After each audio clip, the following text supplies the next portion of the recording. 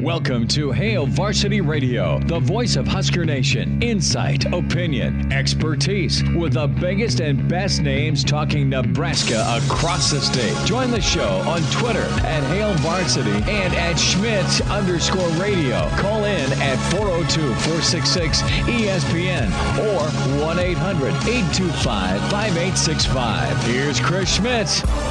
Great to have you in on a Wednesday. It's Hail Varsity Radio. We're presented by Currency. For all your equipment financing needs, go Currency. Chris Schmidt, Elijah Herbel, Connor Clark back with us and can join us today on Hail Varsity. Numbers to get in at 466-3776, 466-3776, 800-825-5865. Those are the numbers. Can email the show, Chris at hailvarsity.com, and can always watch and contribute in the StreamYard different ways, or also on Twitter. Our Twitter handles, myself, Chris Schmidt, at Schmidt_radio, at Herbal Essence for Elijah Herbel, and for Connor Clark at C_Clark_27. You want to watch the show, be our guest, can provide comments or input with the Hail Varsity YouTube channel. Watch there. Also watch on Hail Varsity's Twitter at HVarsity Radio. That's where you catch Andrew and Damon a weekday morning 7 to 9. Be sure to catch Coffee and Cream. And then the ESPN Lincoln Twitter platform, ESPN Lincoln Facebook, ESPN Lincoln Twitter. And, of course, our great affiliates across the state of Nebraska, Kearney, Hastings, and Columbus, along with Omaha and Lincoln. So, guys, we'll dive in. We'll get into some of the new official announcements with the Nebraska coaching hire. But much of the same with Nebraska basketball last night, and you want to will it into existence or pull a George Costanza and speak it into existence. A lot of different methods to Costanza's madness, but madness all the same if you're a Nebraska basketball fan, with where this team is at versus what you hoped they'd be. They'd been able to kind of surprise you, right, with a win over Iowa, able to hang on against Minnesota. Minnesota's nothing to write home about. That's a game this team, this program typically loses, right? You saw them go tooth and nail against Purdue. Payback's going to be a mother on Friday, I think, in West Lafayette. But Illinois comes to town last night, 8 o'clock tip, jam-packed PBA. And listen, Nebraska not up to the task. Illinois is clearly more talented, clearly more physical.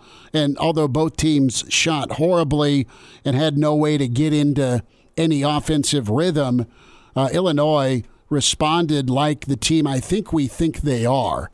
And that's a team that's going to knock on the door of a Big Ten championship, or at least be in that upper tier. That's what they did last night. The 17-1 run to slam the door and lock it was impressive.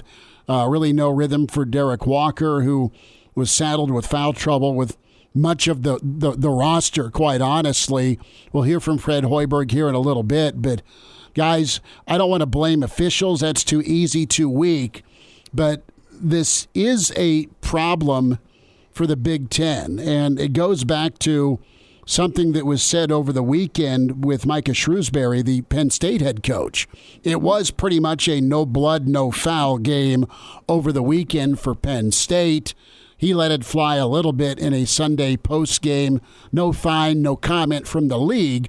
But it's funny, you fast forward to last night, where everything and anything was called in the first half, where you had 12 fouls called on Nebraska, 12 on Illinois, and both teams sucked the first 6 minutes trying to get anything to go in the hoop. It was just a pretty gritty defensive performance from both teams. But the officiating played a part as far as watchability. You probably wanted to run back to the bar across from PBA or get in line for another double at PBA last night because of how that game went, at least how it started. And you got to figure things out from an officiating standpoint. Give me some sort of consistency with what you're going to call, how you're going to call. Also, you have to adapt as a player. But that's a storyline. And too many times you jump on social media. It's not a warm and friendly place, but it's not necessarily wrong. in some instances, guys, with the officiating being talked about as much as the game. Well, I think the bigger problem was Nebraska's offense. We've had Fred Hoiberg as the coach, noted offensive mastermind for years, and he's yet to put together an offense that makes me think, oh yeah, that's a Fred Hoiberg put together offense. It works. It's a high flying offense, and I'm going to do something here that I think this offense should be doing. And that's I'm going to defer. You know what? There's guys in this team that are shooting the basketball, probably shouldn't be shooting the basketball as much as they are. They look like they're in rhythm. They should be deferring to other guys. I'm going to defer to Connor Clark here on this one because Connor's a guy that watches a hell of a lot more college basketball than me. He's passionate. He's enthusiastic. And I want to get Connor's take before I jump in and make a fool of myself going too hard after Fred Hoiberg. No, Connor's a guy I value his opinion and his insight in the game of basketball. As do I. And Connor, you got what you got. And offensively for Nebraska, hence their identity this year is to be a defense-first team because that'll travel and hope you get enough offense. Turnovers, getting out-rebounded, and missed free throws helped contribute to a nightmare last night. Well, the thing that amazes me the most is that you come off one of your better offensive performances of the year against Minnesota. Now, granted, the game went into overtime, but they put up 81 points. And they come out and they just couldn't hit anything. Now, the defense was okay to start the game, but you got guys such as Vandemel taking threes when he probably shouldn't be. He's not a three-point shooter. Guys just couldn't hit shots. Griesel struggled from the free throw line. They turned the ball over a lot as well, especially on dribble drives. I mean, they got stripped a ton last night. And give Illinois a lot of credit. Their defense showed up, and they showed out as well. As far as the officiating in the first half, I think it was bad both ways. It was just bad, though. I mean, the point is, it was bad. It was bad. It was bad. And the fact that I think I counted 7 illegal screens combined in that first half, that's something I've never seen before. And I got a friend who works for a different radio station. He was there covering the game last night, sits next to the guy who evaluates Big Ten officiating, and he counted about 6 head and hands in that first half from that official evaluator. So it wasn't good last night, and Nebraska wasn't very good last night either. And losing Derek Walker early in that first half to foul trouble didn't help. They got about 14 minutes of that first half without Derek on the floor. And if you watch Nebraska at all this year, you know he's the focal point of that offense. And then when Juwan Gary goes down, that's a hold your breath moment. He doesn't return, so that's a big loss. So there's your 2 biggest contributors from the previous game. Now, Derek Walker played essentially the entire second half. But when those things don't go your way and then you struggle to hit shots, I know Breidenbach gave him a spark offensively late in the game and kind of crept him back in. But then that 17-1 run by Illinois really shut the door. And I think you have to give a lot of credit to Terrence Shannon Jr. as well. He looked phenomenal last night. One of the best games I think he's had in his collegiate career. So you got to give credit to Illinois, but obviously a lot to work on for Nebraska, especially offensively. Well thought out. And I did not know that the Big Ten sends somebody on site to physically evaluate. You want to talk about a thankless job? No thanks. There's not enough zeros on a check for me to be the guy that has to go watch a ref show or watch a guy that's on the tail end of a 4-game bender because they're not full-time. Well, and I wonder with those, if the officiating changes within a game, knowing there's guys on site watching you, saying they're watching you every single move, and you're going to say, you know what, I got to call this game a little bit tighter because I'm trying to go with the rules of the rulebook. I know whenever I see an evaluator out there when I'm umpiring, which is once or twice a year you're getting evaluated out there, you better believe I'm giving you my best performance, no leeway. I'm going to be like calling as perfect a game as I can. I wonder if that changes even like when you get up into Big Ten play. It's weird though, because you bring that up and yeah, you know you have somebody evaluating you, so you want to be on your game, but then look at how inconsistent half 1 was compared to half number 2. I mean, and I knew that was going to happen too at halftime. I'm like, watch, they're going to let him play in the second half, because when is the last time you've seen 24 fouls combined called in a half of basketball? There were more fouls than Husker points in that first 20 minutes. Yeah. So, I mean, the inconsistency was a little bit unreal last night. And again, I'm not blaming the refs for a Nebraska loss. They lost the game because of poor execution, but it was definitely a ref show as much as you can get it. Well, another thing we have to mention here is the loss of Juwan Gary in that first half. I think things changed monumentally for the Huskers, especially on the defensive end when Juwan Gary went out, and he's dealt with shoulder injuries before in his career. It's not a first to have a shoulder pop out for him during a game. It's unfortunate that he had to miss the second half of the game, but what I know about some of my friends and acquaintances that have that similar type of shoulder injury where you just can't stop your shoulder from popping out of places, generally the more it happens, the quicker you're able to come back, where instead of becoming a couple week-long recovery process, it's a couple day-long recovery process where the swelling goes down and you can get back out there. But the loss of Juwan Gary was absolutely huge for that Husker defense, where as soon as he went out, you saw the change in the defensive end from effort, guys being in the right places. They lost a leader on that defensive end, and it felt like Illinois' offense was able to run more how it wanted to when Juwan went out, and the Huskers really didn't, I think in their own mind, think that they stood a chance once Juwan Gary left the game because of how much of a loss it was on the defensive end. He's such a good rebounder. I mean, he is such a leader and such a good stable force on the defensive glass. And Nebraska, what'd they give up? 17 offensive rebounds last night, at least.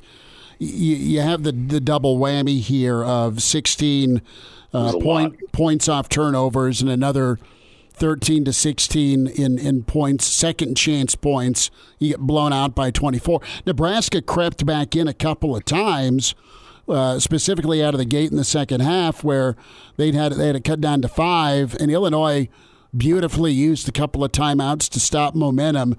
And then they responded with a 14-4, and then that 17-1 run.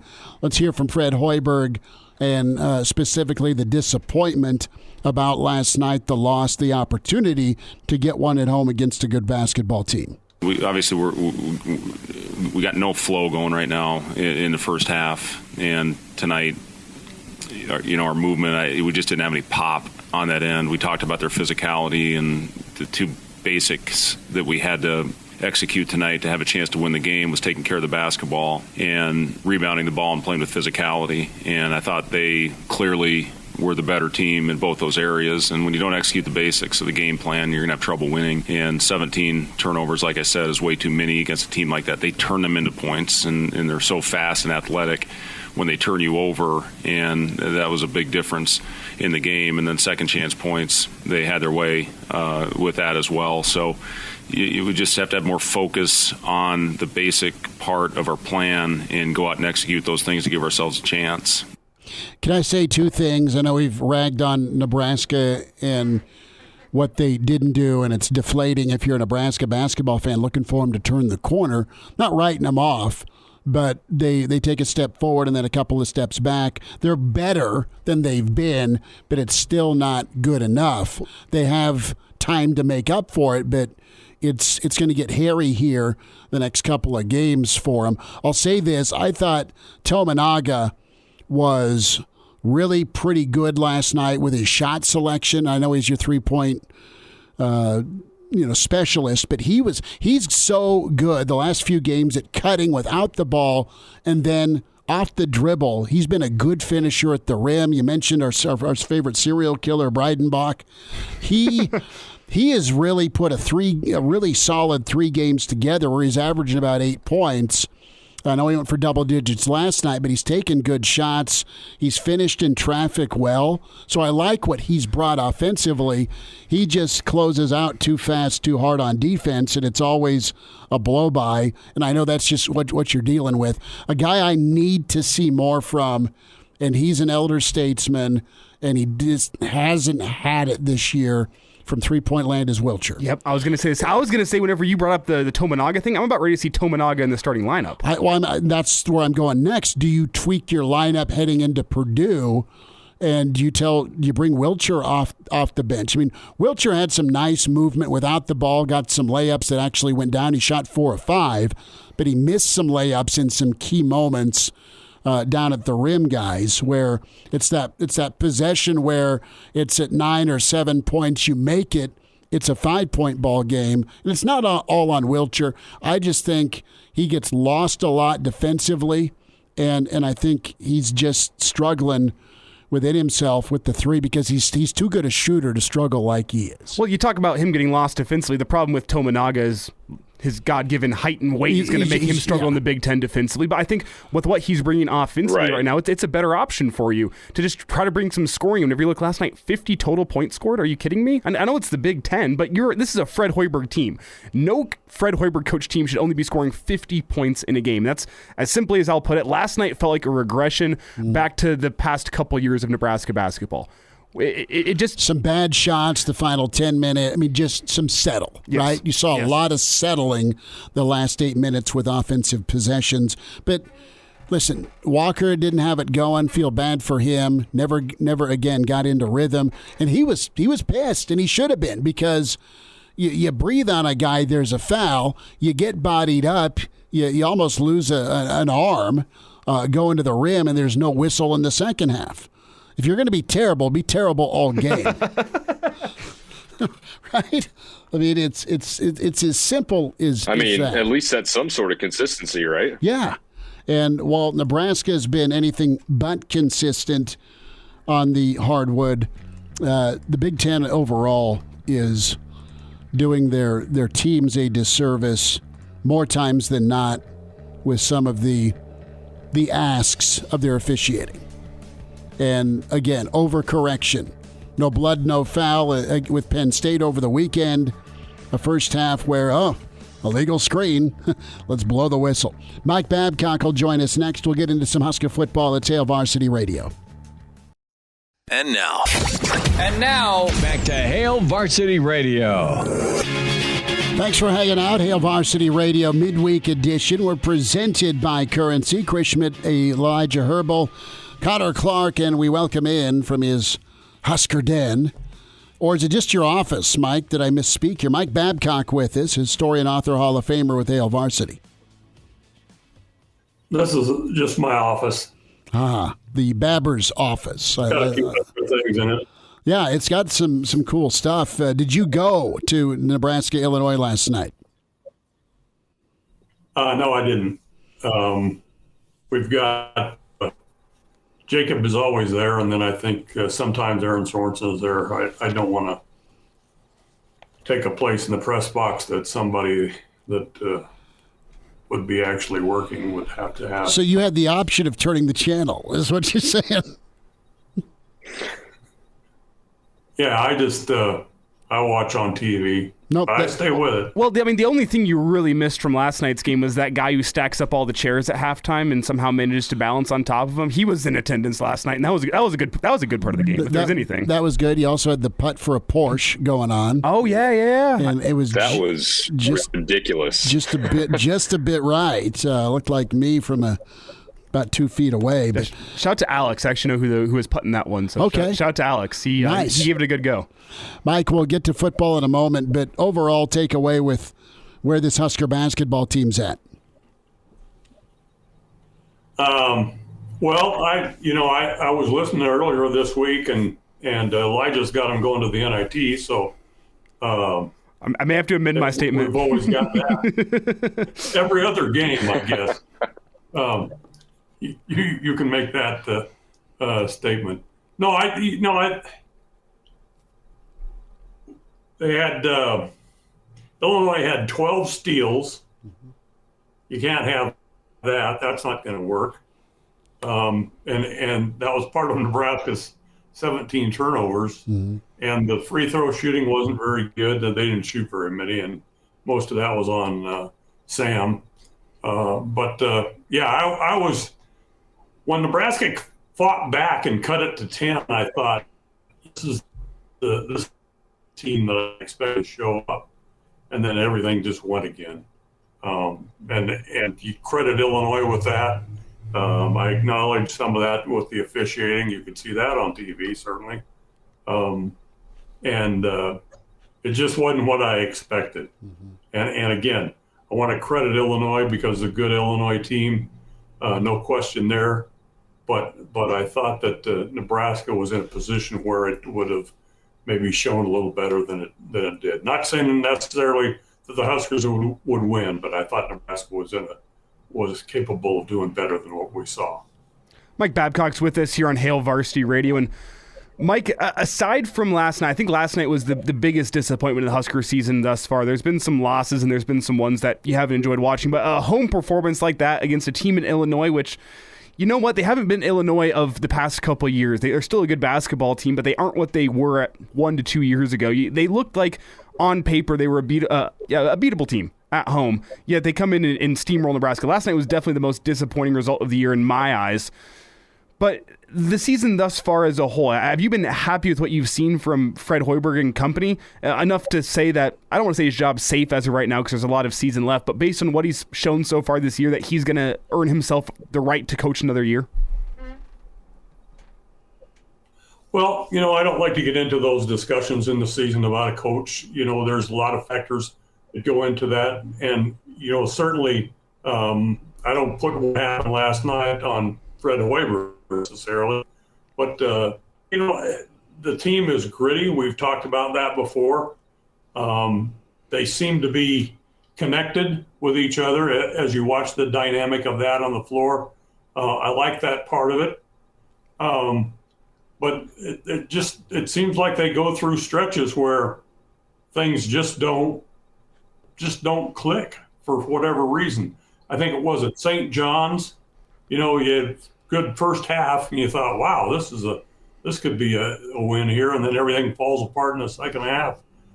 We see that, and can we get some consistency out of these guys? And that, I don't know what the answer to that is. Obviously, Walker gets in a little bit of foul trouble, and you have to take him out. I think he's an important part of it. He needs to play on a consistent basis. You talked about C.J. Wilcher. I thought there was a point earlier in the season where I thought, man, he can shoot the three. It seemed like there were a couple games there where he did look like he was effective, but now he's to the point where you don't get that 3-point shot when he takes it. You're thinking it's probably not going to go in. How do you correct that? And maybe Tominaga is the answer. Give him an opportunity to start. But there are times when Tominaga comes down and fires up a 3-point shot from NBA range or whatever. And when he's hitting them, it's pretty exciting. But when he's not hitting them, it's not a good indication of the offense working the way that it should. Mike, so did the new coaching hires for football overshadow the performance of Nebraska basketball last night? I hope they did for you. What are your thoughts on those? No, I think there was a lot of what we've said before. I think people thought there was a shot that Nebraska could beat Illinois because it was at home, and I think there was a lot of excitement there. What 12 showed up. I don't know about the coaching hires. Let's see what happens. I can only read what is said about them, where they came from, what their experience is and so forth. I'm disappointed that none of the full-time assistants have any kind of Nebraska background. I thought that was one thing that Rule really did well when he went to Baylor. And in fact, McGuire's dad, he hired McGuire's dad out of a high school situation, and now McGuire's dad is the head coach at Texas Tech. That shows pretty good insight on his part in terms of developing a coach or whatever. But let's see how this thing comes together. But again, I thought it would have been good if somebody with Nebraska roots would have been involved in the staff in some way. Mike, we spent time on this yesterday and want to get your take with Georgia's national title team, Georgia's 2-year run. And Bill Conley of ESPN has the 94-95 Nebraska run number 2 behind this current Georgia run. And he could probably be talked into keeping 94-95 Nebraska number 1. But how do you look at this Georgia team? Is it too soon to talk all time? And if you were to give me a reason that Nebraska's 94-95 team trumps all, what characteristic about those squads is enduring when we talk about all-time lists? So it's too early to say where Georgia's back-to-back championships fit in the kind of context. I think there's always that sense of, let's rush in and say, this is it, because it's a temporary situation. About Nebraska, 94, 95, and I'm not saying this means that Nebraska should be ahead of Georgia in any way, shape, or form, but it would always impress me that the offensive line, the five guys in the interior of the offensive line in 1994, the only one that returned in 1995 was Graham. What kind of depth did that show, and what did that say about Nebraska and the emphasis on it has to start up front, the guys up front, because you had two outstanding offensive lines.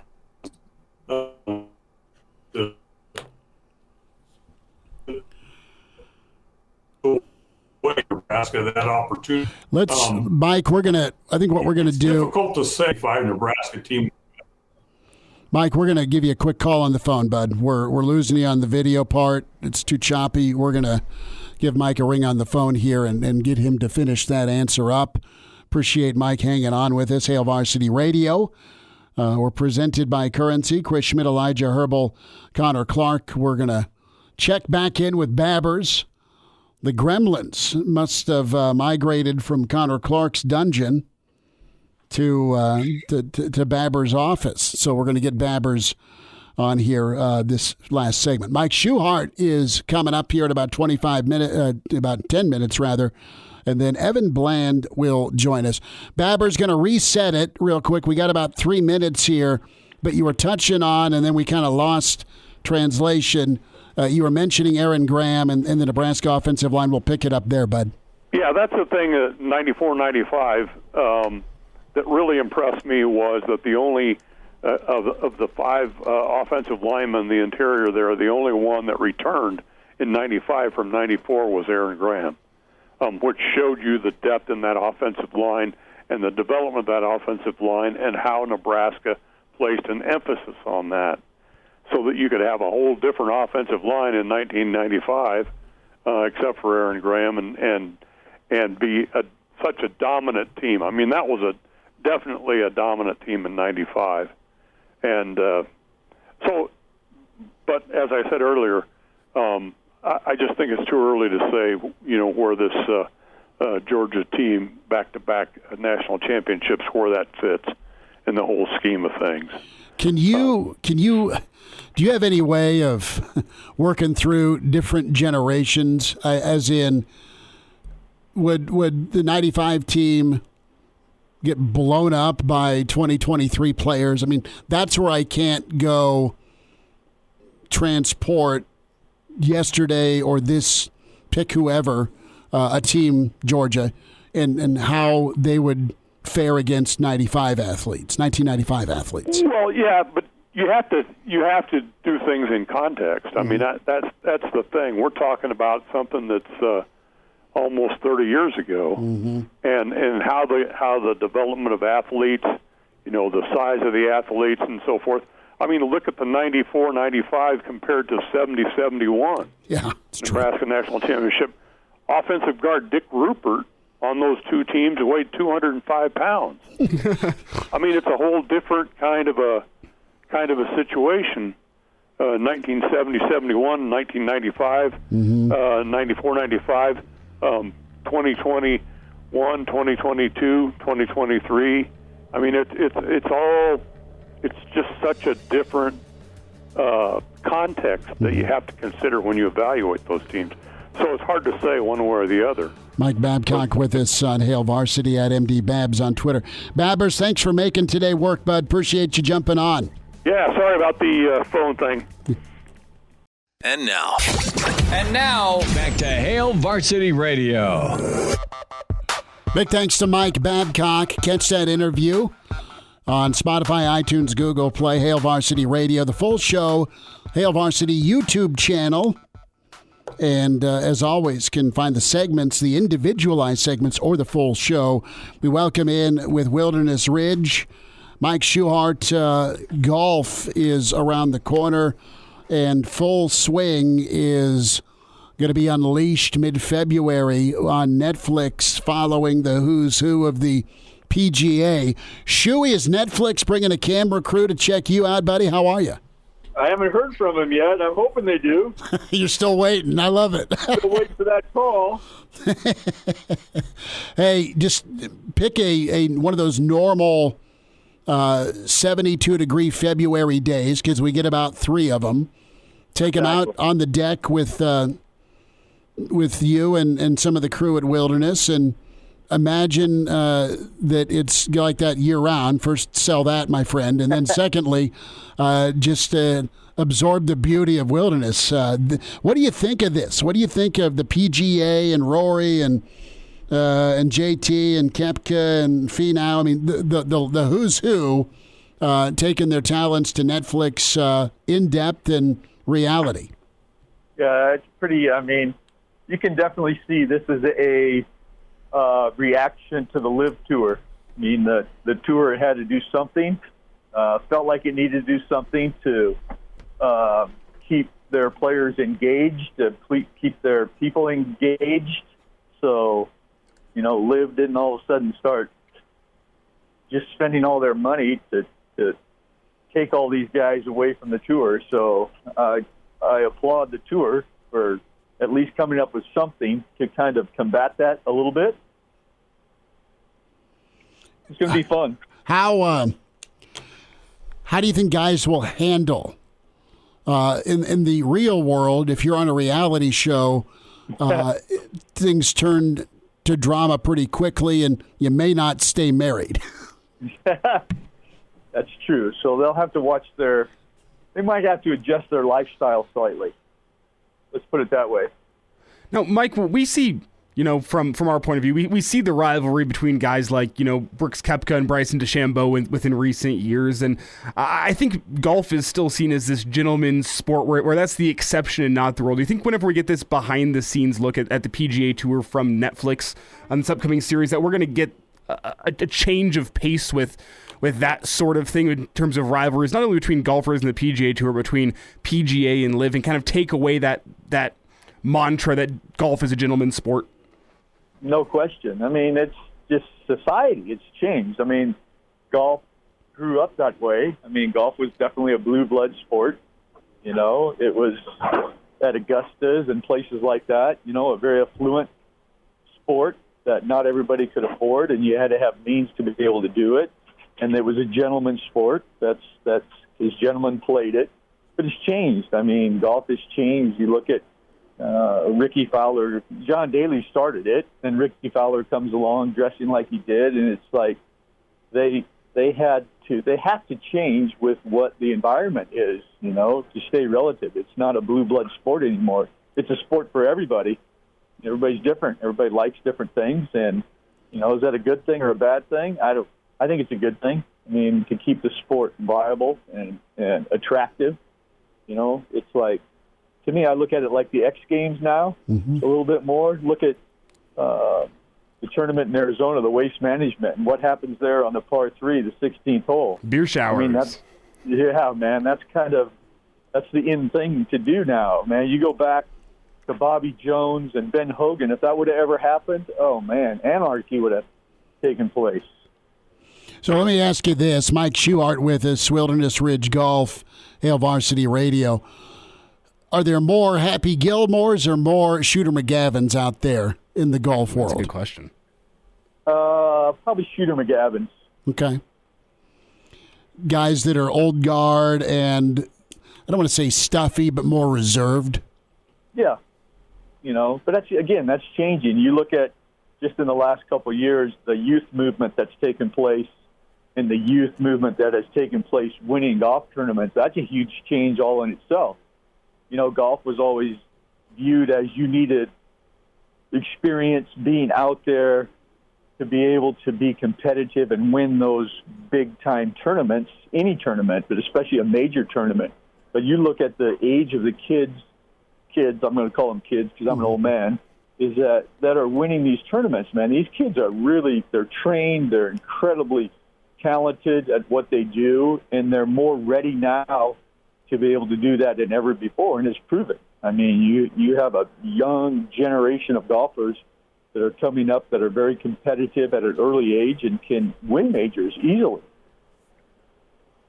It's Mike Schuchart with us here on Hail Varsity Radio, talking some golf, the upcoming Netflix series, which is going to take a dive behind the scenes at the golf world. And Mike, do you think that it's important for this Netflix series and for the PGA as a whole to try to bring in the younger viewer, the guys like Connor and myself, that, you know what, maybe golf has not been what we grew up watching, but they're going to try to draw us in with this series? That's what happened with Drive to Survive, the Netflix series on Formula One. The young viewership of Formula One skyrocketed after that series.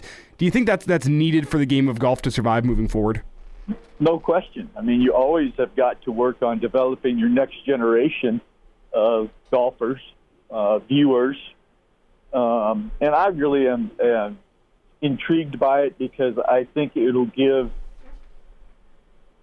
the average or just your normal golfer a better perspective on really what it is to be a tour player. I think people are very misled, is that what really goes on to become and have to do your job at that level. I mean, they just think they jump on a plane, they go over there and they play. It's like, no, man, there's a ton of work that goes into it, a ton of sacrifice and commitment. I think it'll give people a lot different perspective on really what it takes to be able to play at that level and what they have to go through and what they do go through. Don't get me wrong, there's a lot of nice things to it, but that's not the only thing. Mike Schuchart's with us, Hail Varsity Radio, Wilderness Ridge Golf. Shuey, about a minute here before we got to say goodbye. Wanted to get your quick take here on Husker hoops. I know you're an avid Nebraska fan. You love football. You love hoops. Did you have things going sideways last night, or are you bummed out? Were you expecting a win? Oh, I think at least I like watching it because I think they have a much better chance than they've ever had. When they get onto the court, they have a lot of limitations. When those limitations kind of show up, they're always going to have a hard time winning. They don't score the bucket very well, and then when, your guy inside, who's probably your best player, has to sit on the bench most of the first half, you're always at a deficit. So, no, I still like watching them. I love watching them. They play with such intensity that you haven't seen. So it's fun to watch. Shuey, what's happening here? 30 seconds at Wilderness. Yeah, just we're talking about maybe opening the golf course here this weekend in this nice weather. So some of our members might get a few bonus rounds in this winter. So that's always exciting. Man, that'll be good. I got to find my way over to the deck and make sure your whiskey still tastes great. I'm sure it does. I'm sure it does too. Mike Schuchart with us, Wilderness Ridge Golf. Shuey, we appreciate you, bud. We'll follow full swing once this drops. Can't wait to keep talking with you about it. Thanks for the time today. You bet. Thanks for having me. Everybody stay safe. We'll wind down hour one next on Hail Varsity. And now, back to Hail Varsity Radio. Good stuff from Mike Schuchart, Mike Babcock, Evan Bland, 15 minutes away. The chef chiming in on StreamYard via the Hail Varsity YouTube channel. Chef, we checked it out during the break, and it seemed a little bit better when it comes to audio and video quality. Hopefully it's better. Yeah, there seems to be a problem with the fact that we're running this stream on a computer that I think was constructed in roughly 2006. Yeah, and so we're troubleshooting issues. We understand that there have been some crackles and skips with the audio, but I will say, if video is your thing and you want to watch the video, I go in and make sure that we have the processed and final audio linked up with our video that gets posted up on YouTube every single night, roughly 8 o'clock every single night. Or it's not a kung fu throwback movie with video and us mouthing being off. the dub? Yeah, the dub. I timed that up so it's perfect. So you can get the perfect, beautiful audio shortly following the show every single night, or you can stream the audio only coming through our radio feed, ESPNLincoln.com. Tune in really wherever you like to listen to your radio. You can do it, or you can ask Alexa or your smart streaming speaker, I should say. to play ESPN Lincoln between the hours of 4 and 6. Play Hail Varsity Radio. Quality. Yep, our friends at 590 and different streaming as well. Now, there is a day. Elijah comes into the studio every day with a sledgehammer. He has his book bag, and he carries that sledgehammer under his left arm. And he is hoping to go Office Space on that 2006 computer at some point. Someday, poof, Santa will bring you a new computer for the studio, and all will be well. You'll be able to go out into the parking lot and go Office Space on that 06 computer. That'd be awesome. I mean, that'd be like awesome for social media, just me going to town on this thing.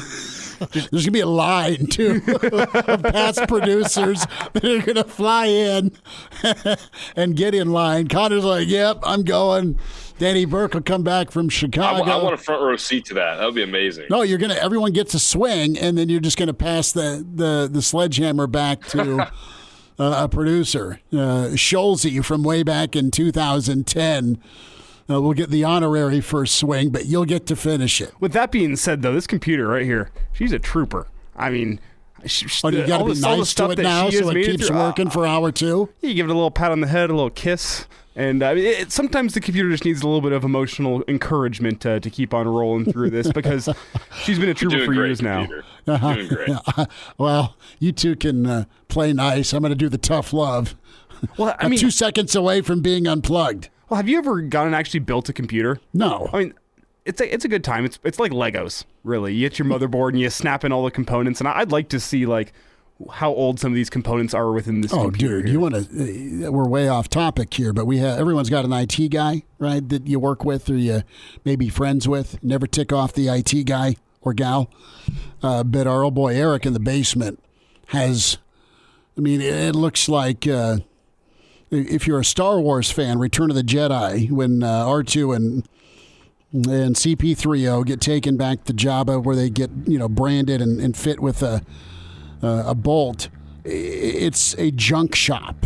Okay, that's what our old boy Eric has in the basement of computers that are still on those last legs. It's like the old lineman that doesn't want to retire. Parts everywhere. So. Yeah, I might just rip Junior's high-tech computer and bring it in for you. Do it. What happened? You're grounded. Hour two. Coming up, Evan Bland with us. Welcome to Hail Varsity Radio, the voice of Husker Nation. Insight, opinion, expertise, with the biggest and best names talking Nebraska across the state. Join the show on Twitter at Hail Varsity and at Schmidt_radio. Call in at 402-466-ESPN or 1-800-825-5865. Here's Chris Schmidt. Back into it, hour two. It's Hail Varsity, presented by Currency. For all your equipment financing needs, go Currency. We say hi to Evan Bland. Follow him on Twitter at Evan Bland OWH. Recently named the Coast Sports Writer of the Year. Evan, congrats on that, man. Hey, yeah, thanks, Chris. Appreciate that. It's honestly it's humbling because and I know it's expected, I guess, to say that, but the guys at the World Herald with Sam and Dirk and Tom and of course Stu Pospisil, who also was named, it's really cool to be. I'm still the young guy in that group, so it's really cool to sort of help carry the flag with that. But no, I appreciate that. It was a fun year, a lot of fun. Well, Nebraska keeps making this new year interesting with more official announcements, specifically hires, and you got the rundown today with Garrett McGuire, Rob Dvorak, and Bob Wager as tight ends coach, and also Nebraska bringing in Gordon Thomas for an operations standpoint. And the common theme is you played for or already coached with Coach Rule. He's continuing to go with his guys, and that same page mentality is showing through.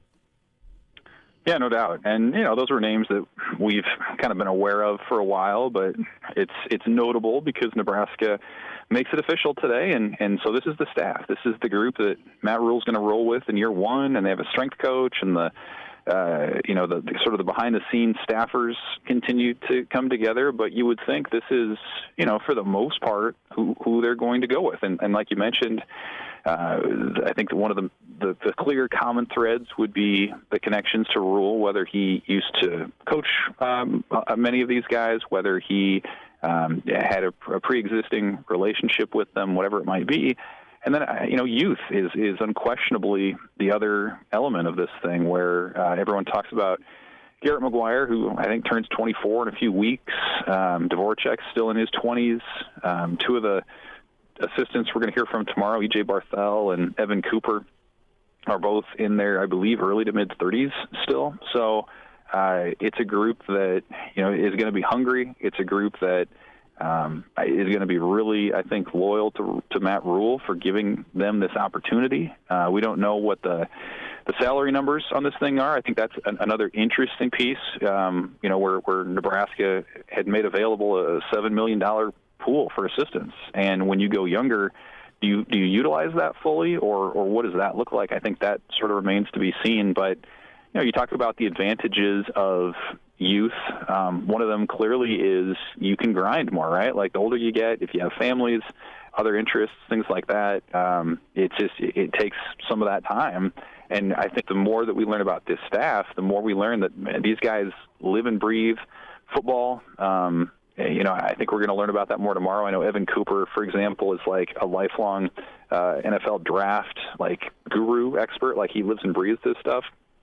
And there are a lot of examples of that. So we'll see how that sort of translates onto the recruiting trail, how that translates into what Nebraska does on the field. But clearly, one thing about this staff that it appears you can't say is that they're taking things easy or not turning over every leaf, every stone to try to find the guys that they need.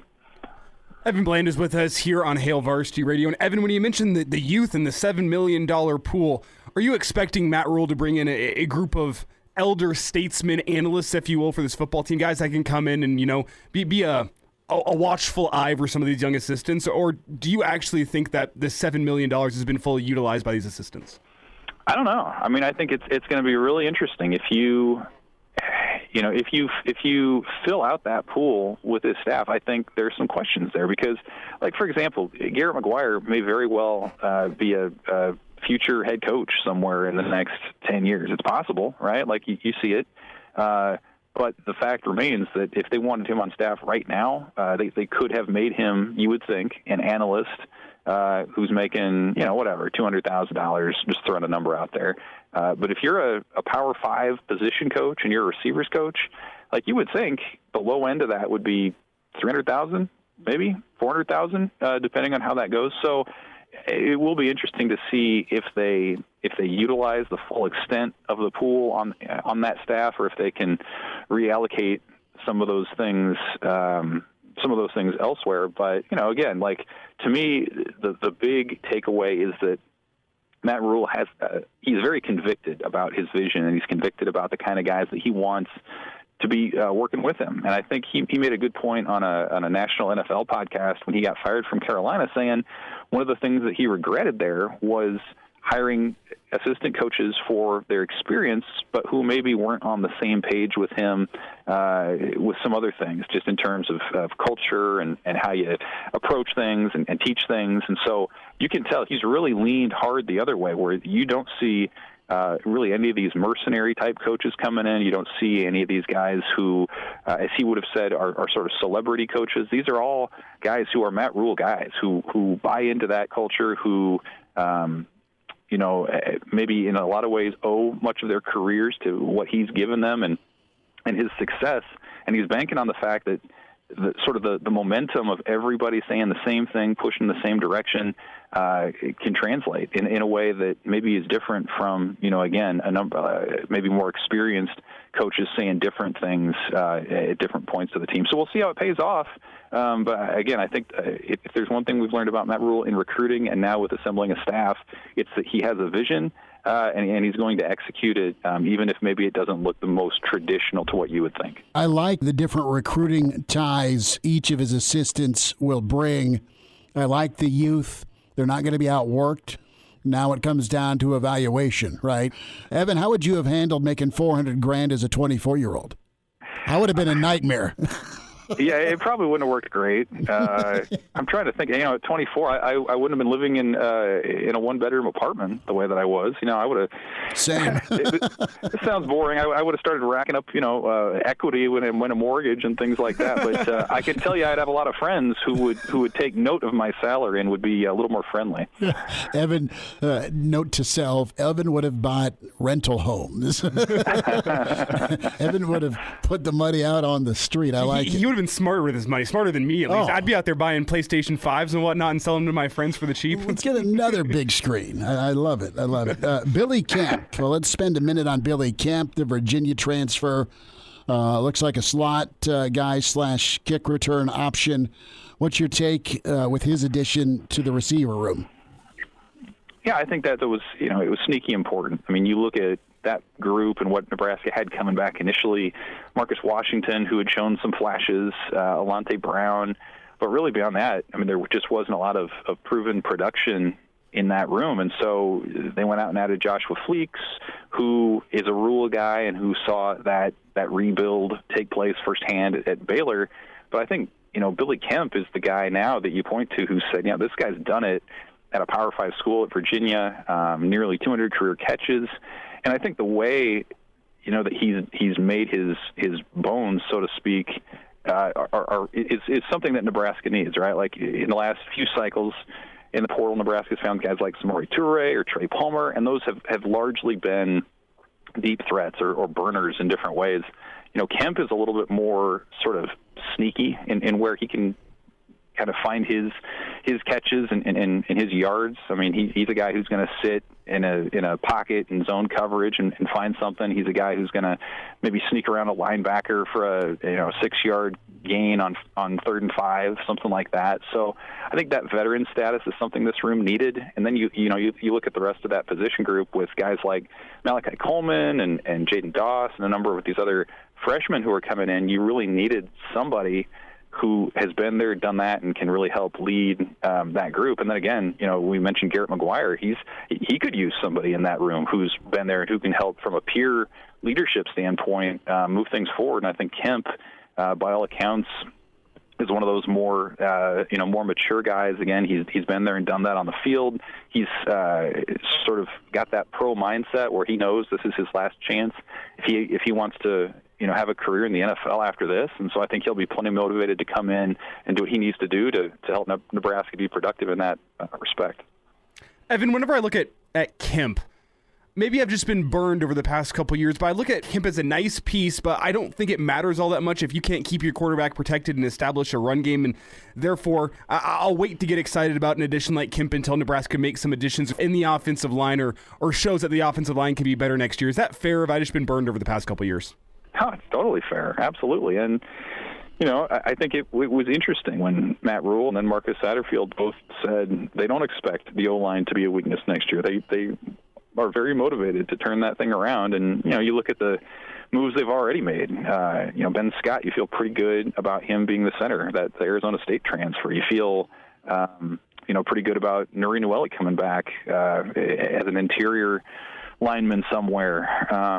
They missed out on Micah Mazuka, the left guard from Baylor, but they're still in the mix with Walter Rouse from Stanford too. He would be a major, mainstay at that left tackle spot. And so, I think it's a position group where there are still enough names and there are still enough bodies in that room that you can sort of map a path to where they can be good. Like Turner Corcoran could take a step forward in his next year. Ethan Piper has been in the system for a number of years. You can kind of go down the line with some of the other guys. And I also thought it was notable just the backing that Donovan Raiola has gotten from both Matt Rule and Satterfield again, where, they feel strongly that this is a guy who can, coach these guys up and develop these guys in the way that this staff has been known to do elsewhere. And so, again, I don't know that you can say next year that you're going to feel totally confident about that O-line. Guys like Ben Scott, potentially Walter Rouse, are sort of short-term fixes. So, it remains to be seen over the course of the next 3 or 4 years how you can identify and develop some of these players. But again, like, I think there's power in a vision, in and having conviction in that vision. And I think certainly with the hire that they made and with the players that they have in the room, there's no doubt they're going to pursue down the path that they felt like worked elsewhere before. Evan, I want to go back to Wager and his role as tight ends coach. And we're talking 200 wins as a high school coach in Texas, Arlington Martin High School. And just what type of game changer can he be? What type of work and results can you expect in Texas from Nebraska moving forward? Well, he's sort of Joey McGuire 2.0, right? Like, you think back to what Rule did at Baylor, and that the hire of Joey McGuire, who had a similar profile, was a really successful high school coach in the state of Texas, and helped win over the state and a lot of high schools at that time. Maybe this is a sort of another example of that, where he had a lot of success at Arlington Martin High School, where he's been, I think, the last 17 years. And you've already seen, even just today, they've started to leverage those connections a little bit, where there's a guy, 2023 tight end receiver, Ismail Smith-Flores, who has offers to Iowa, Michigan State, gets an offer today from his former head coach, who's now the tight ends coach in Nebraska. So these are guys who, probably weren't considering Nebraska 3 months ago. But when you have these kind of the kind of guy who had the presence that Wagger did down in the Fort Worth area, I mean, it goes a long way. It's not just his high school. It's that connection of high school coaches. And so I think it's the sort of thing that we've seen work before under Rule. And by the way, Joey McGuire is now the head coach at Texas Tech, and I think that worked out pretty well the first time around. And so you bring him to Nebraska, you see what you can do. I think it's a smart move if you're going to continue to pound the state of Texas for talent the way that they're looking to do. Evan, last thought here, about 60 seconds. When you look at Wager, I mean, he walks into a room that's got some talent. I look specifically at Thomas Fidone. You might know where I'm going with this whenever I talk about the national championship game on Monday. He's a guy who was ranked higher in the recruiting rankings than Brock Bowers from Georgia. I know recruiting rankings are a little bit of a crapshoot at times, but whenever you're the number one tight end in the country, you expect some results. He's been hampered by knee injuries. Do you think Wager's walking into a room where he can get the best of Thomas Fidone, or do you think those knee injuries might hamper Fidone's career moving forward? Well, man, you hope. You hope he's good to go. I know the staff last year was really conservative with Fidone. I mean, there was some talk that he could have come back late last year. They decided to shut him down and let him continue to recover. And obviously that feels like the right decision now moving forward. But I think medical science has come a long way in the last 15 years. Like 15 years ago, a guy who's had multiple ACLs, you worried that he'd ever get back to kind of what he was. And some of the videos that Fidone's put out, just different workout videos, would sort of, I think, give you some optimism that he could get to that point. And the tight end position is interesting in general too, because you do lose Travis Vokalek, who was your guy, but you still have a number of younger scholarship guys and even a promising walk-on guy like Nate Borkature, who had some production for him last year. James Carney, who was a promising high school recruit out of Norris, is still there. A.J. Rollins sort of had emerged as that number maybe 3 guy late last year. So, that I would say was a position that was well managed and developed by Sean Beckton previously. So that, I think the bar is fairly high there, and the room is pretty well stocked. For Wagger to come in there and maybe have some success early on. Evan, we will get caught up again next week. Always appreciate your time, and be sure to give Evan a follow on Twitter at Evan Bland OWH. Evan, we'll see you at the presser tomorrow. Sounds good, guys. Thanks. Chime in 402-466-ESPN or email the show, Chris@HailVarsity.com. Just try me. Back to Hail Varsity Radio. Good stuff from Evan Bland, and we'll have a chance to get caught up with 2 of the assistants tomorrow. Press conference at 1. We'll be down there for that. We'll have some thoughts from Barthel, Nebraska's running backs coach, for sure.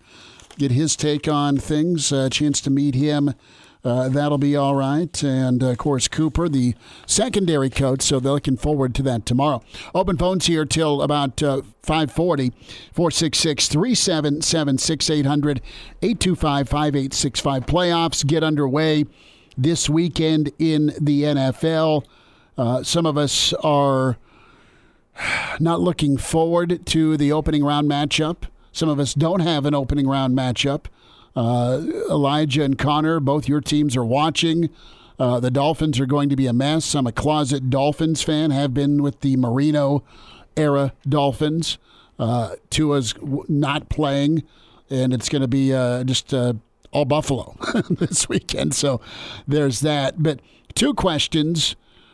Do you think the path for the Eagles is sneaky, difficult, or are you expecting Philly all the way? They clearly looked great in the regular season. I know Jalen is coming back from injury, but with their weapons on the outside and what they have in the run game on top of a loaded defense, I mean, their backups are Joseph Linville and Sue on the defensive line. So Philly is loaded, and I think it should be a no-brainer. Easier said than done. The Chiefs have lost to Cincy. They've lost to Buffalo in the regular season. You'll have a neutral field site. I mean, Kansas City can turn it on, but I'm probably hedging Buffalo to get to the Super Bowl, so Buffalo-Philly's my early take. Minnesota's lived the charmed life, not throwing shade at them. I'm not buying Dallas. Tampa's probably one and done. And then from a draft standpoint, Chicago has the number one pick. And I'm anxious to get your guys' take on what you do with that number one pick. Different ownership group, different front office. And Justin Fields has been, frankly, better than advertised with how he's gutted out some offense. He's had to use his legs. He's had to use his frame. I'm not saying he's a guy that can't throw the football. He doesn't have a lot to work with offensively. Jacksonville is a team that, listen, they were able to load up and get help around Trevor Lawrence because he's on his rookie deal.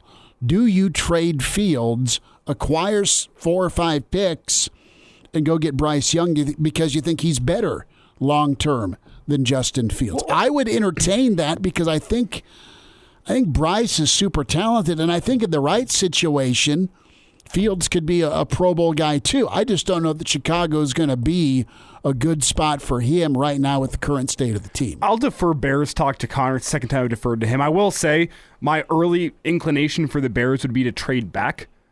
Get out of that first spot, get yourself some trade. I mean, there's a lot more than one player that's going to be able to fix this Bears program. They need some offensive linemen. All the picks you can get with that first pick overall and get a quarterback that may be better. I mean, I more look along the offensive line, but we'll get there in just a second. I want to get back to your point about the NFL playoffs, though, and the Eagles. We'll get to the Bears in just a second. As much as I don't want to talk about the Bears, I know Connor's here, and I know there's a lot of Bears fans around, so I'll give my take. I'm holding back a lot of thoughts right now. I live with a Packers fan, so I kind of have to be anti-Bears just a little bit, so sorry about that. What I will say, though, is, Schmidt, I think you're completely underselling what the path of the Eagles to get to the Super Bowl. I think the Eagles have a much tougher path than the Kansas City Chiefs. The only real team I see standing in the way of the Chiefs making it back to the Super Bowl is the Buffalo Bills. Personally, that's the number one team I look at and I go, yeah, they can give Kansas City a run for their money. But over on the NFC side, I think the 49ers, under Purdy, they're playing their best football of the season at the right time, late in the year. I think the 49ers are a formidable threat to the Eagles, who've been stumbling. And I know they've been without Jalen Hurts, and he looked good in Week 18 on his snaps that he did get in the game. Philly's going to have home field, but Philly just doesn't. I should say we're off air here. Well, we're still online. Okay, that's great. No, I think fair point on San Fran. They run the football. They've got Big George at tight end. They've got McCaffrey. They've got a run game. They've got a killer defense. And no, that's a really good point. Philly, though, I think is just a different animal, Connor, at home than. But listen, the 49ers have gone to the Super Bowl 2 of the last 3 years, and they've done it going on the road.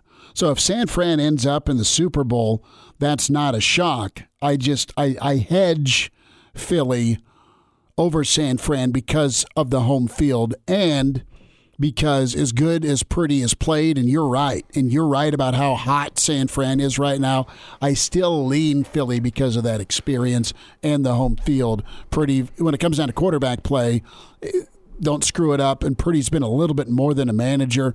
I think a guy like Hurts can do enough, make enough plays to find a way past the San Francisco defense, assuming that's what it ends up with in the NFC title game. And yet there's still other threats in the NFC. The Vikings, they scare me with how they've won games this year, but they scare win. Their fans too. They win.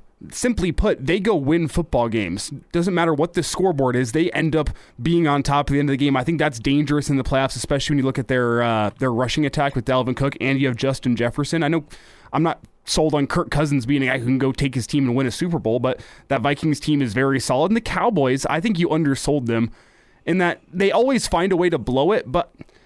And now it's the playoffs. The question to me is, can they, in the postseason, find that perfect mix between Tony Pollard and Ezekiel Elliott and trust their rushing attack? If they can do that, trust the rushing attack and get things going on the ground, I think that Dallas team could be something to be scared of, considering their defense. They have multiple guys actually, DeMarcus Lawrence and Micah Parsons, that can get after the passer, which really helps if you can go jump out to a 10-0 lead in the first quarter on the backs of your running backs.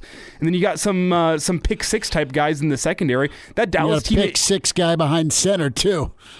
That's a very, very fair point. Like, if this Dallas team's playing from behind, I probably don't like it. But if they can go get a first quarter lead on some teams, I think they're tough to deal with. I think the NFC just the whole way through is more wide open than the AFC. I'm not sold that the Eagles are the best team in the NFC. I'm leaning there. Are we going to jump in the truckster and head across the river? I mean, who are we betting on here? I mean, are you betting Chiefs San Fran again? Is that where you're going right now? It's tough with Purdy. It's his first postseason. You wonder what can happen there. I look at the Bills personally, being, that they're riding, I don't want to say riding the high, but they've some momentum, especially with, it feels like the whole NFL world behind them with what happened with DeMar Hamlin, and you have the own energy in the locker room from seeing that miraculous recovery. You've got a brother you're playing for. With the Bills. So I look at the Bills in the AFC, and then out of the NFC, it's probably the Eagles, but if you told me that one of the Cowboys, 49ers, or Vikings made it in over the Eagles, I wouldn't be surprised. Where if you told me, the Jaguars actually made the Super Bowl, or the Chargers, or insert any AFC team not named the Bills, they made the Super Bowl, including the Bengals, I would be shocked. And but there's you're four cool. teams You're from the cool. NFC. You're cooled on KC right now. I'm not cooled on KC. I think that they are shooing for the AFC Championship game, but I think that Bills team, especially with how things ended last year, if it's Bills, Chiefs in the AFC Championship game, potentially, that wouldn't be on a neutral field. Actually, never mind. The Chiefs did win the 1 seed straight up. So I still look at that and I still worry about what the Bills can do. With what that roster is, it would be a major disappointment for them to never make it to a Super Bowl, especially with some of their guys, going to be needing second contracts here soon. That Bills team, I really like out of the AFC. And I think the Chiefs should be the betting favorite, but that Bills team I look at, especially with Josh Allen behind center, the only thing they lack is a consistent rushing attack. But whenever you get Josh Allen in the postseason, if he's all in, if that Bills team is all in, you look at that and I go, that team is very hard to beat. No, they're really good. I mean, I think Buffalo finds a way. We'll talk to our favorite Bills. Searle's coming up. Connor, jump in. Right now, give me your take with your GM/ownership hat on with the Bears, and then are you buying or selling Philly? Are you buying or selling Kansas City? Well, I think the Bears trade back that first pick. Fields is, and if you're a guy who watches the Bears very consistently or is a part of the fan base, Fields is arguably already the most electrifying quarterback the Chicago Bears have ever had. And that's not an exaggeration. Even more than Jimmy Mack? Yes, even more. And smoking Jay Cutler? The fact that he's the reason Jay Cutler's statistically still the best, but he's the reason why people kept coming back to watch the Bears every single week, even though that they are the worst team in the National Football League. I think they trade back. They have a lot of picks already. They can make that more. They could trade with a team that absolutely needs a quarterback. Thank you, Lovie Smith. You did one more good deed for the Bears with the Texans. That was awesome. Thank you, Texans, for winning. But, yeah, I think the Bears trade back. They have a lot of cap space as well. So this offseason is one of the biggest offseasons really in franchise history for the Bears because they have a really good window here to try and go a very different direction that they have been going. And they could be a really fun team to watch here in the next couple of years. As far as the playoff bracket, I'm leaning towards the Bills as well. I think the Bills, again, with the entire league kind of behind them now, and honestly, I was thinking them before the whole Hamlin situation happened too. Their roster, as Elijah mentioned, is just too good not to make a Super Bowl at one point or another. And I get it, KC is still quietly, it feels like 14-3, but if they get a rematch, you know that they are going to be throwing everything at Kansas City to try and avenge that loss from a year ago. Out of the NFC, it depends on Brock Purdy's play, obviously, for me with the Niners. Will the lack thereof of experience in the playoffs hurt him? If he continues to play like he has been, I feel pretty good about the 49ers. Now, the Eagles with Jalen Hurts back, they're looking pretty good. And a game that really intrigues me out of the first round is the rematch between the Giants and the Vikings. That first game in the regular season was fantastic, and I think we're set for another really, really good game. And I also wouldn't mind seeing another Eagles-Cowboys game as well. That could be really, really good. That'd be a lot of fun. One thing to watch, you mentioned the Bills and Chiefs, that battle. One thing to watch is the Von Miller injury that we had this year. Tore up the knee again. Bills are going to need a pass rush if they're going to try to stop the guy who should be the MVP in Mahomes. Will he? I don't know. I can say as a Broncos fan, Mahomes should be the MVP with all the records that he was on the cusp of breaking this season. He had a phenomenal year. Can the Bills get after the passer in a potential AFC Championship game between Buffalo and the Chiefs? We'll see on that one. But I don't know. Last thought, really quickly, Connor. Russell Wilson for the number 1 overall pick. Who says no? I do. Wow. Look at you. Just trying to hose your partner here. Hey, got a deal for you. Ridiculous. Dion chimes in. Any Husker news? We'll get you some news about a tight end before we say goodbye. And now, back to Hail Varsity Radio. Back with you at Hail Varsity Radio. Time for a Jock Doc Wednesday. Nebraska Orthopedic Center. Dr. Brandon Seifert back with us. Dr. Brandon, how you doing? I'm great, guys. How y'all doing? We're good, and there seems to be a race between NFL quarterbacks and Kevin Durant for most appearances on our Wednesday Jock Docs, and I think old KD is back by a nose. The bad and sad news is it's a sprained MCL to his right knee. About a month or so is the expected miss time. Dr. Brandon, this looks like your classic just freak accident where he got rolled into along the baseline. Yeah, it sure does. The poor guy, I think he's going to take the trophy here for most number of times on the Jock Doc. But, yeah, it sounds like kind of that classic MCL. He's had one of these before. I think it was last year that he had one of these injuries.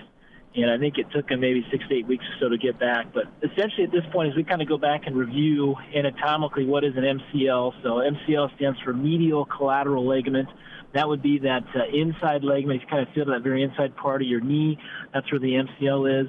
And essentially that MCL is there to resist force of that knee being pushed to the inside. We call it a valgus force.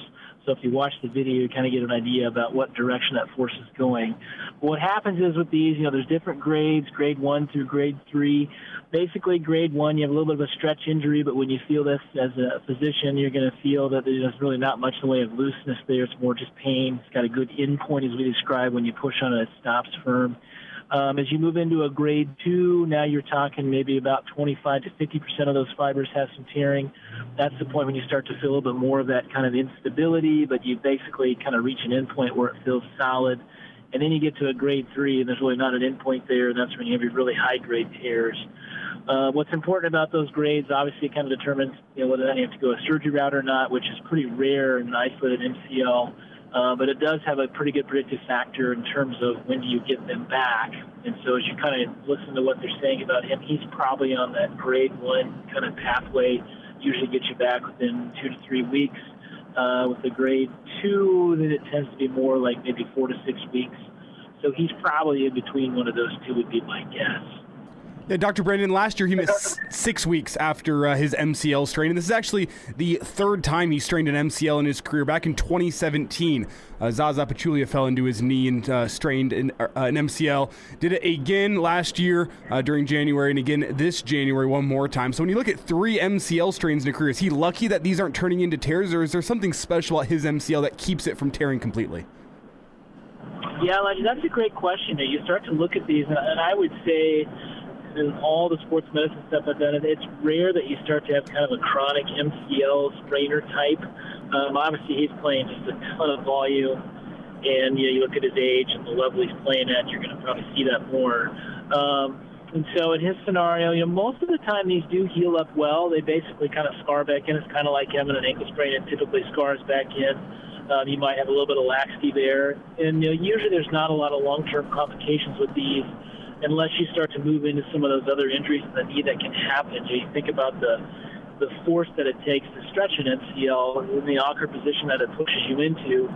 You start to worry about things on the outside of the knee as those two bones kind of crash together on the outside of the knee as that MCL gives way. Now you start talking, or you start talking about maybe an injury to the cartilage. Then that kind of puts you in a different category in terms of taking longer to recover each time something like that happens. And so, yeah, for him, he's pretty fortunate that he's not had any of those other things show up, cartilage, meniscus, with, basically three times an MCL to the side. Does this limit his explosiveness? Is this just about pain tolerance, his elevation? I mean, what are some residual effects of having these MCL issues when it comes to his game factored in with age? Yeah, if he doesn't really have much in the way of residual, we call kind of laxity or looseness there, if these have all been kind of grade 1-ish type sprains and he's kind of tightened up afterwards, then really this won't impact him much long term. But obviously if you start to develop some kind of laxity there, where he's at that grade 2 level, and every time you kind of lean on this, he still has some of that laxity present, then that can make a difference just in terms of that cutting ability. Also, what we tend to see with these is more, your confidence and ability to cut and move can change, because now you feel like there's a little bit of that kind of subtle instability that's there, and as a really high-level athlete, you're going to feel that. Dr. Brandon, you have Durant also with the Achilles injury in the past. Is there any, I guess, link between your knees maybe not being as sturdy, and I know this was a contact injury where he got fallen into, but just his lower body in general, the miles he's put on, the level he's played at since he was 18. You look at the MCLs and the Achilles. Are you amazed he's still in the MVP running like he is every year? Yeah, absolutely, Chris. That's a great point. It really is amazing. And he's probably one of those folks that just kind of has some generalized, we call laxity or looseness in his joints in general, which puts him more at risk for these things. But it really is amazing when you think about the number of times we've talked about him on the show, and obviously the length of career he's had, that he's still doing what he's doing. It's pretty amazing. I'm sure that, if you were to MRI his knees, I'm sure he probably has some pretty significant wear going on in his knees with all the trauma he's had, but really at this point he's tolerating it well. And so the hard part is, predicting what's he look like in another, 3 or 4 years.